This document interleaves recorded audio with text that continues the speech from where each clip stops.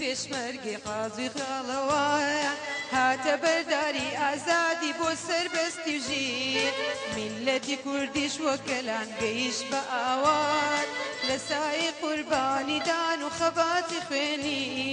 چەندی منداڵ و گەنج و لاو پیر بە مەرگی بەخشی بە ماڵ و شەستی مژدە بێ سەڵاو لەو شەهیدانە ئەمڕۆ ئازادان کوردستانە مژدە بێ سەڵاو لەو شەهیدانە ئەمڕۆ ئازادان کوردستانە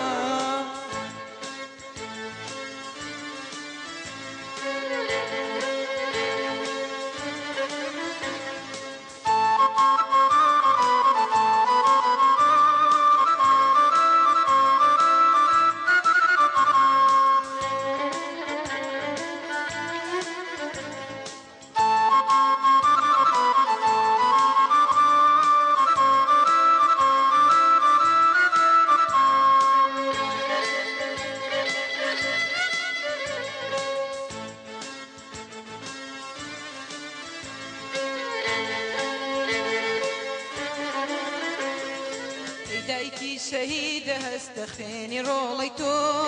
میلەتی کوردی گەیان بە ئامانجی ئەمڕۆ ئەو جلە ڕەشەداکەنە و فرمێسکت بسرا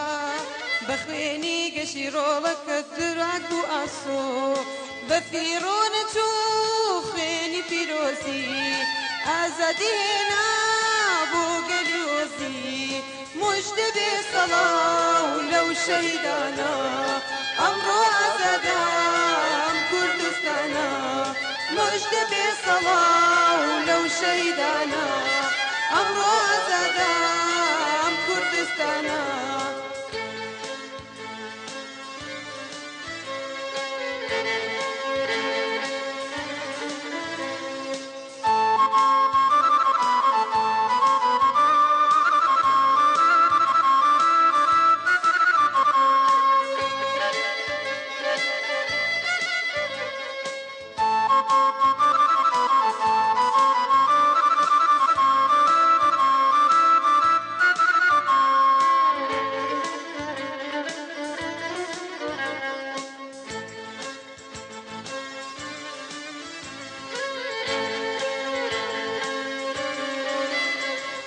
شەهیدان بە خوێنی سووریان لە ڕێگەی خەبات سەریان نایەوە بۆ بەرزی و ئازادی وڵات میلەتی کودوا ڕزگار بوو بە خوێنی شەهید مژدە بێ خۆری ئازادی و یەکسانی هەڵهات ئیتر داهێنان بۆ گەل شۆڕشە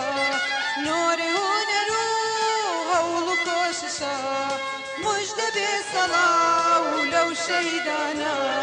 ئەمڕۆ ئازادان کوردستانە مژدە بێ سەڵاو لەو شەهیدانە